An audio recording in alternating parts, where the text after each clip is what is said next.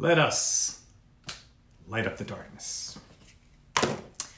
Tonight we're going to be doing page 49 of Tractate Berachos. We'll give people a moment to tune in. This is a terrific page. We are continuing our discussion of blessings. The first tractate of the Talmud is called Blessings. We opened with a discussion of the Shema and its blessings and its requirements, then the Amidah, the standing prayer, and we've moved into blessings over foods. And here in chapter 7, we're discussing the elements of the grace after meals. We've been talking quite a bit about the zimun, the invitation to the grace, and how that is orchestrated and how many people are required in order to make that happen. And now we're going to talk a little bit about the elements of the grace itself.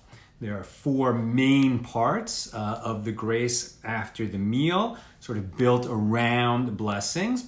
Recall that the grace after the meal we are obligated in reciting the blessing after a meal, right? So not a snack, a meal defined by the fact that we ate bread with it. And then in the Torah it says that you shall eat and be satisfied and you shall bless the Lord your God. So that's where the requirement comes from. And now here we go on page 49. We're going to have a few requirements of the grace after the meal that have to be included so that we've actually discharged our obligation. If we leave out certain things from the grace after the meals, which, all it says right in the Torah is, you shall bless the Lord your God. You shall eat and be satisfied and bless the Lord your God. But the sages said, well, there's a few more requirements. And while we're at it, let's make sure that we're thankful really for all the blessings in our lives. And so a bunch of extra pieces got added to the grace after the meals. And in today's daf, in today's page, there's a lot of rules about what has to be included in the grace after the meals and why it's included and which blessing and how we begin and end each of these 4 sections. And it got kind of complicated. And we'll actually see that sages themselves disagreed on what needs to be included and would occasionally make mistakes and leave parts out, either because they forgot or because they made an error, an error in what they thought needed to be included, because the grace after the meals, even today, is variable, right? Depending on if you're saying it on Shabbat, there are sections that need to be added. If you're saying it on a festival, there are sections that need to be added. If it's Purim or Hanukkah, special sections need to be added. And depending on who you're with, how many people are present, and a few other factors, the grace after the meal changes a bit. So it's complicated. All of which is to say that if you've eaten a meal with bread, and you're a Jew, because only a Jew is obligated to say the grace after the meal, so if you've had a meal with bread in it, and now it's time for you to say the Birkat Hamazon, the grace after the meal, so you should have a bencher. Right? This is called a bencher because benching, that's Yiddish for blessing. There's a bunch of blessings in these little benchers. People often make them up, like you see here. We made one up for the bar mitzvah of our son. They often get made up for weddings. And that's just the cover, right? But what's actually inside here, all right, this is the NCSY bencher. So it's a bencher created for the youth movement of the Orthodox Union, or by the Orthodox Union for the Youth Movement of America, called NCSY. And what's nice about it, right, so here's the blessing after the meal, and this is a Shabbos bencher, so that the song that we sing before we actually make the zimun, if we have 3 or more, is included. It's the one for Shabbos. On weekdays, there's a different psalm that we say before the benching even starts. But then you see it's kind of like a script when you get to the zimun, right? I'm not sure if that's in focus so that you can see it, but if there were 10 or more present, right? When 3 or more have eaten together, one invites the others to join him in the blessing after the meal. He says, the others answer, the leader repeats, etc. And it's all laid out. And if you don't have a bencher, so this is very easy to find online. Won't help you on Shabbat because you're not supposed to have your phone on during Shabbat. But if it's during the week, very easy to look this up on your phone. And in fact, there are apps that you could put on your phone that are complete prayer books, and any prayer book, any Jewish prayer book will include blessings over foods and include, of course, the grace after the meals. So here on our daf, on page 49 of Berachos, we're going to be told some requirements that if we did not include them in our recital of the grace after meal, right? And this is sort of in ancient times, 2,000 years ago, when the final form of the grace after the meal was taking shape.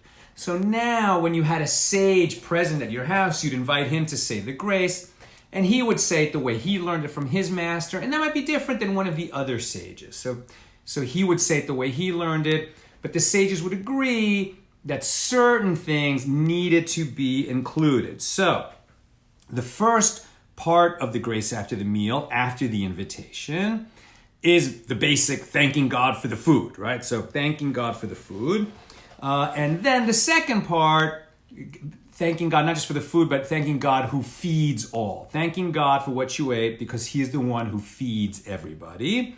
Then we thank him for the land, right? Because that's what it said in the Torah. You shall eat and be satisfied, and you shall thank God for the land and for the food, or for the food and for the land. So we actually and the second paragraph will conclude with, blessed are you, Lord our God, ruler of the universe, right? For the land and for the food. The first section concludes, blessed are you, Lord, who provides food for all. So that's the first, provides food for all. The second, for the land and for the food. The third section is who builds Jerusalem. You bless God who builds Jerusalem, or who rebuilds Jerusalem after the temple was destroyed.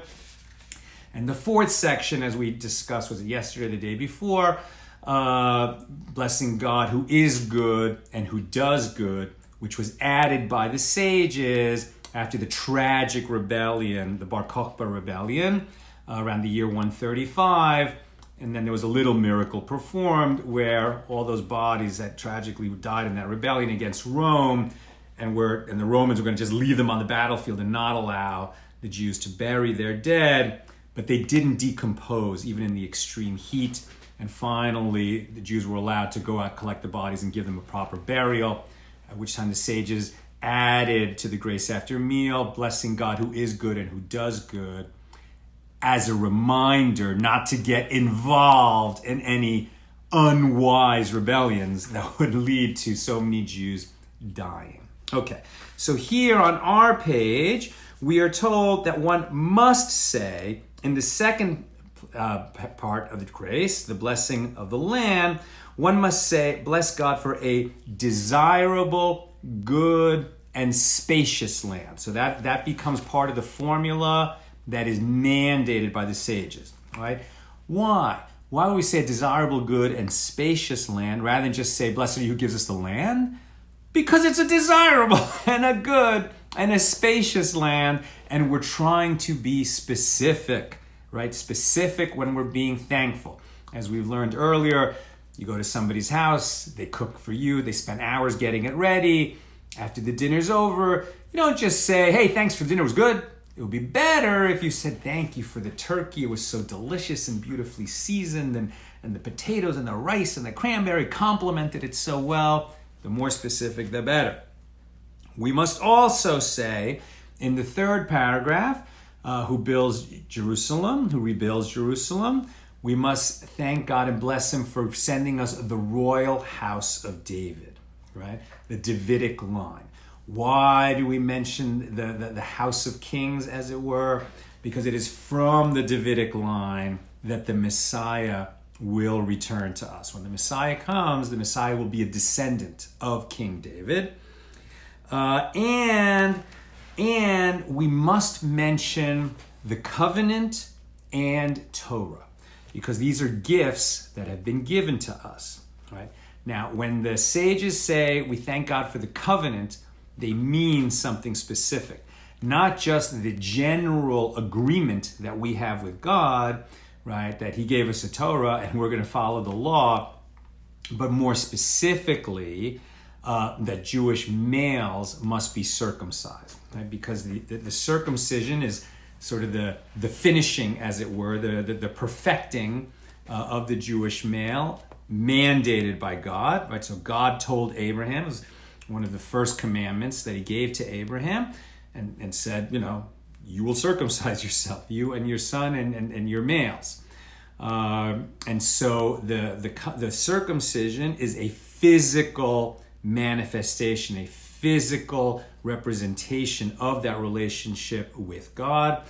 And we thank God for it, and we mention it in the grace after the meals. We just call it the covenant, but that's what is meant. And Torah, of course, we're thanking God for the Torah. It's the greatest gift that we were given.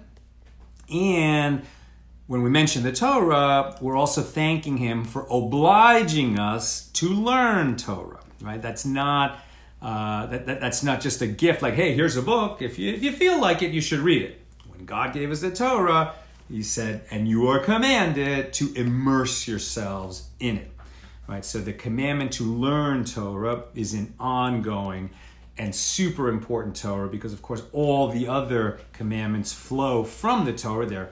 They're in the Torah, and for us to be able to fulfill the commandments, we have to study the Torah to know what the law is and how it applies, both when it was given and in every age, because the world keeps changing. The law doesn't.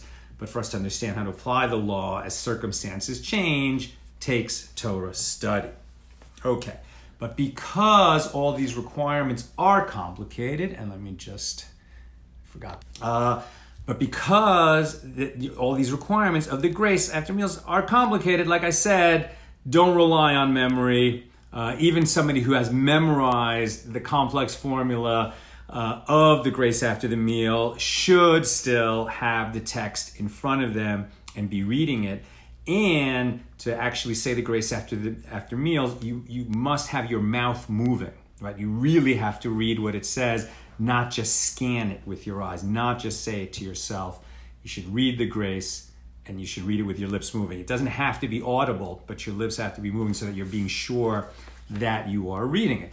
And this is why, in the religious world, a lot of people will avoid eating bread so they don't have to, engage in the whole time and formality of reciting the grace after the meal, when they can get around and when it's just a regular midweek meal and they could just have a snack instead of a meal.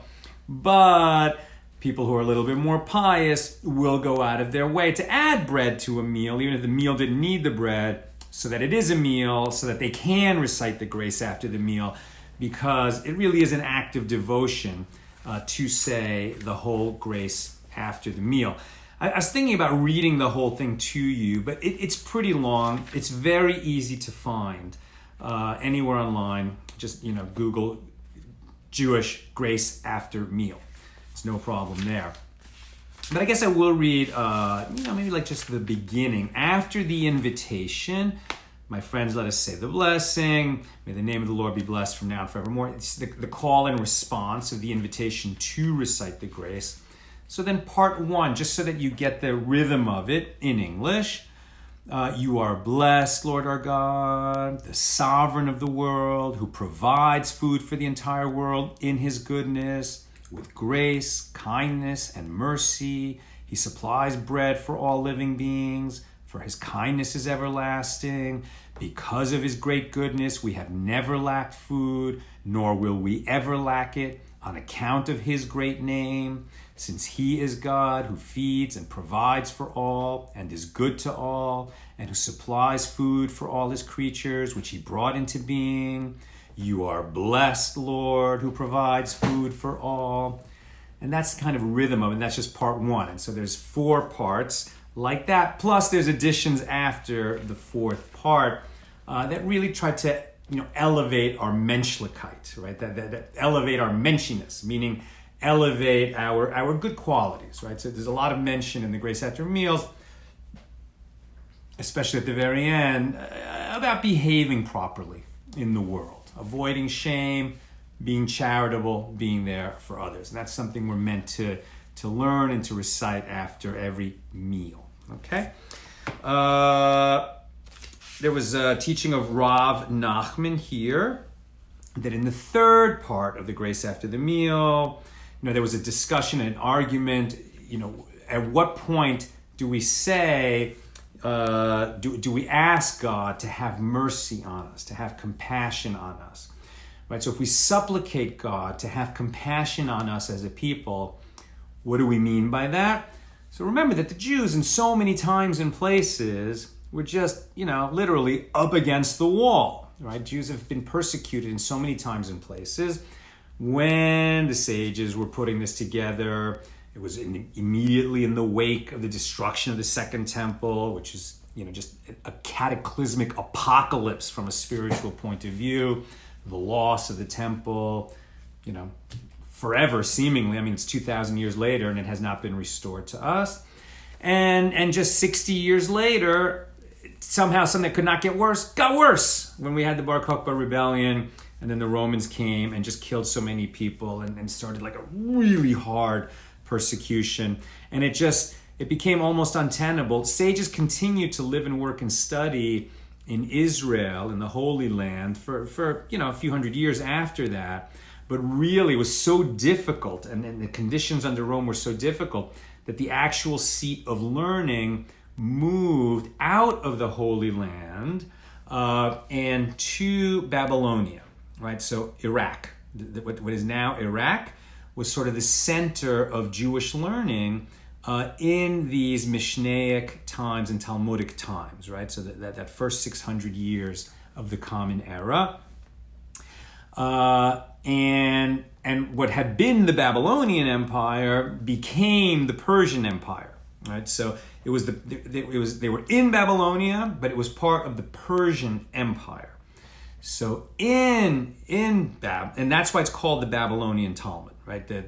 When we talk about the Talmud, we mean the Babylonian Talmud. There was also what's called the Yerushalmi, the Jerusalem Talmud, because there were two centers of learning, right? One in Babylonia, one in Jerusalem. But the one in Jerusalem, the sages were so hard pressed because of that Roman persecution that they actually were never able to complete the Jerusalem Talmud.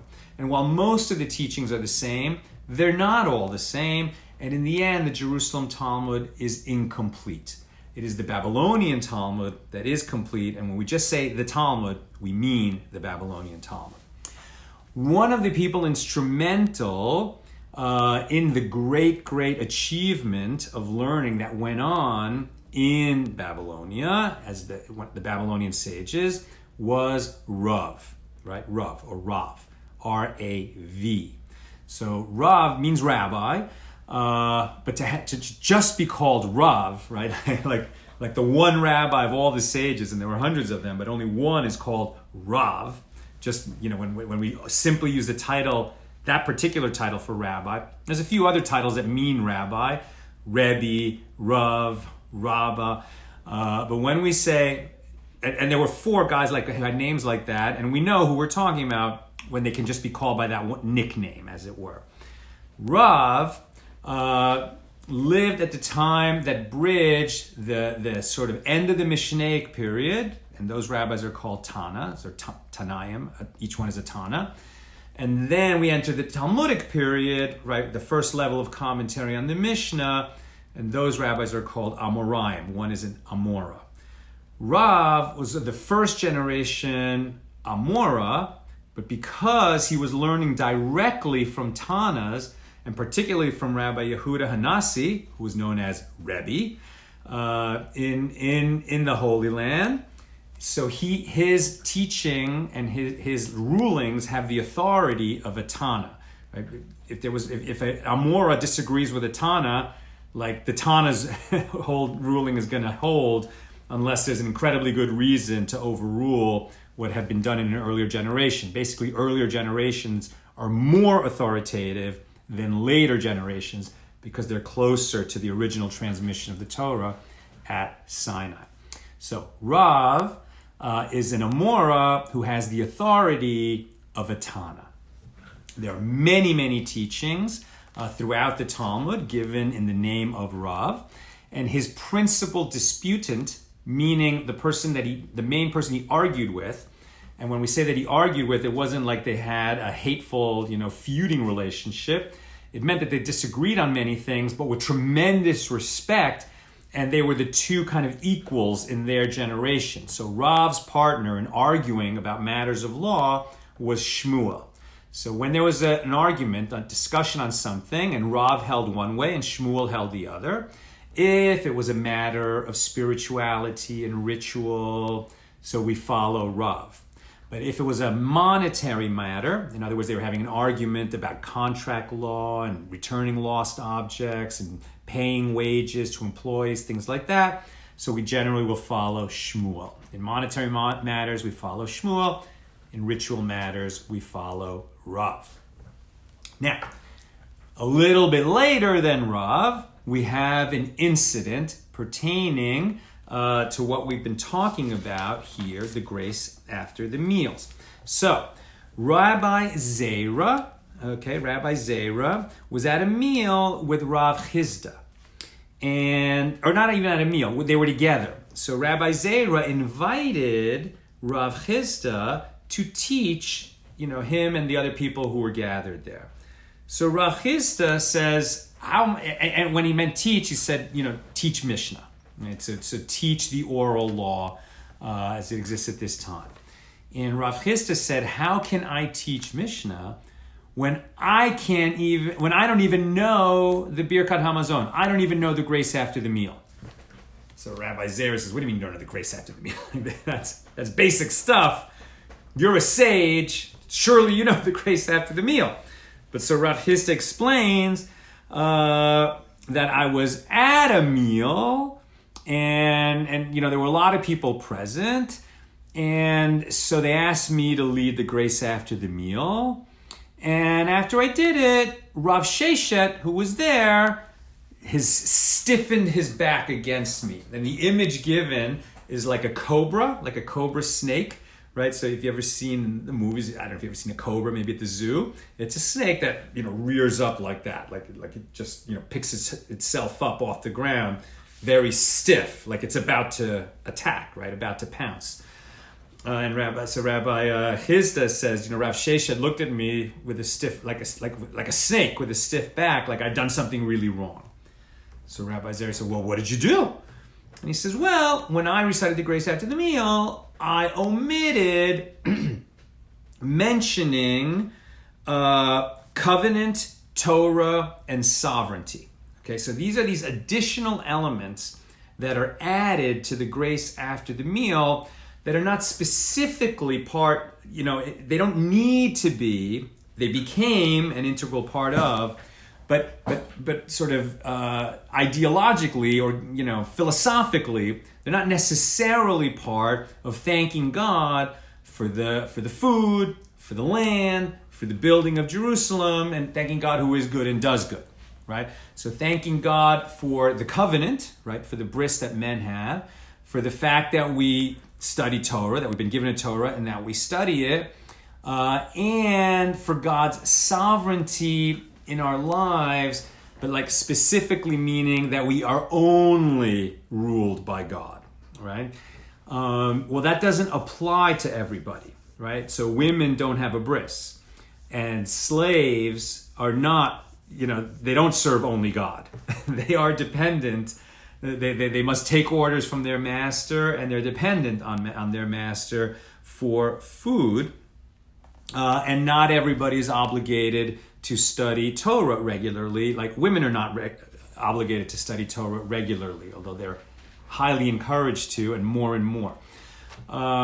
So he chose, because there were a bunch of women and slaves present at that meal, to omit saying those passages, and he relied on an opinion of Rav, right? Rav, who we've been talking about, who said that if you omit covenant and Torah and sovereignty, you have still fulfilled your obligation in reciting the grace after the meals.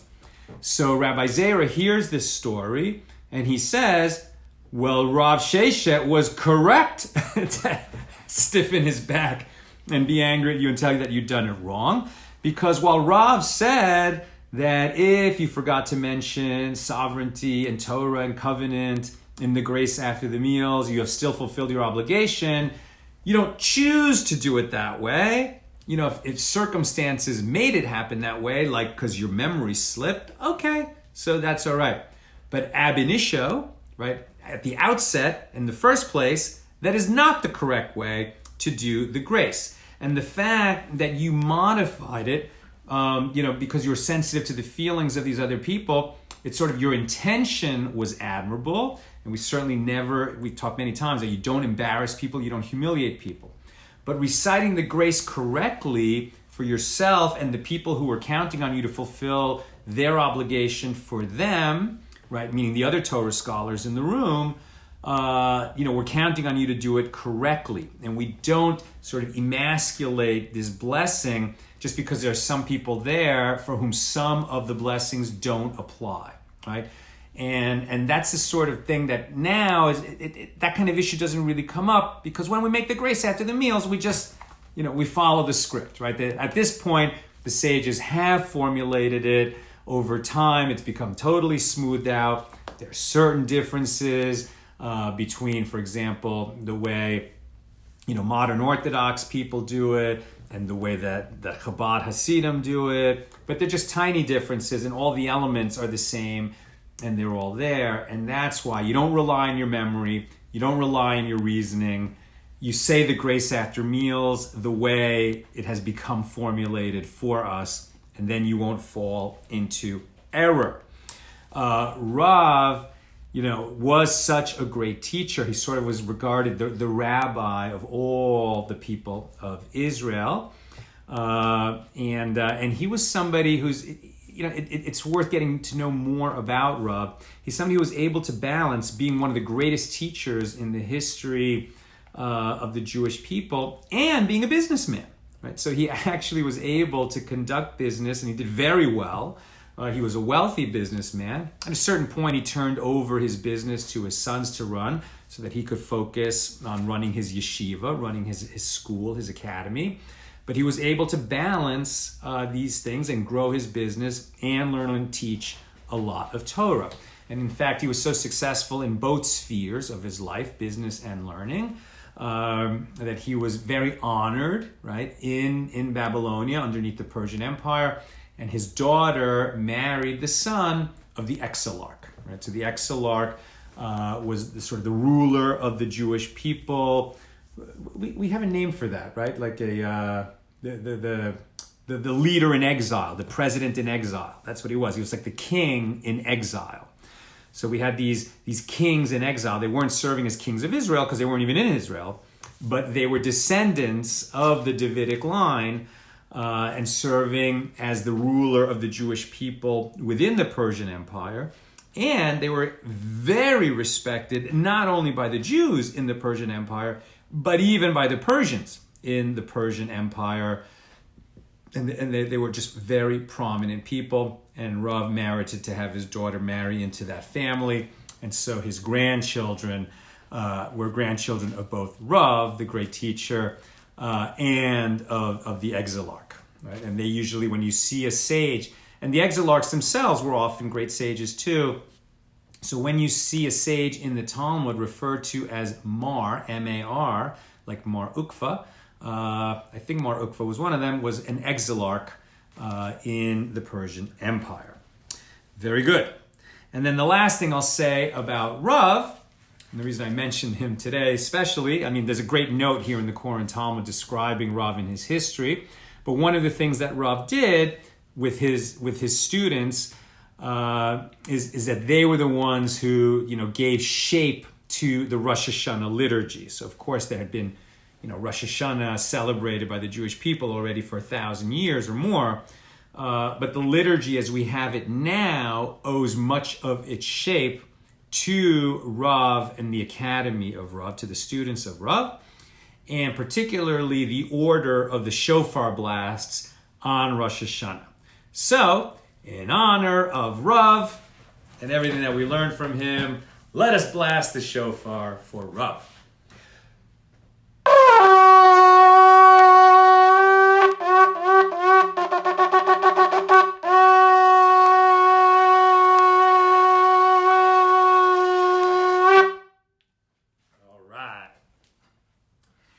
And on a slightly related note, if you missed it earlier today, we had a wonderful guest here in our office on AT Live. This is AT Daily, or AT Live is when we have a guest and do an interview. And so just above this, or just below, however your Facebook is running up or down, but right next to this video, you'll find an interview between myself and Rabbi Lazer Brody, who is a real tzaddik. I mean, just a beautiful, beautiful person, very inspiring. His teaching is just lovely.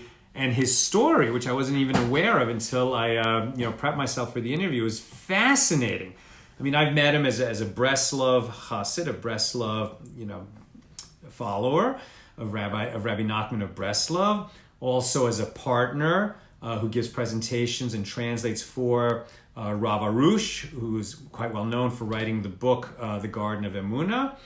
But Rabbi Lazer Brody himself, what a fascinating story, was a very secular Jew, grew up in Silver Spring, Maryland, and then ended up in Israel, in the army, in special forces on really, really challenging, dangerous missions, and eventually becoming religious, becoming a rabbi, becoming a prison rabbi, and then the head of an academy himself, and sharing teachings all his life. And you'll really enjoy that interview with Rabbi Brody.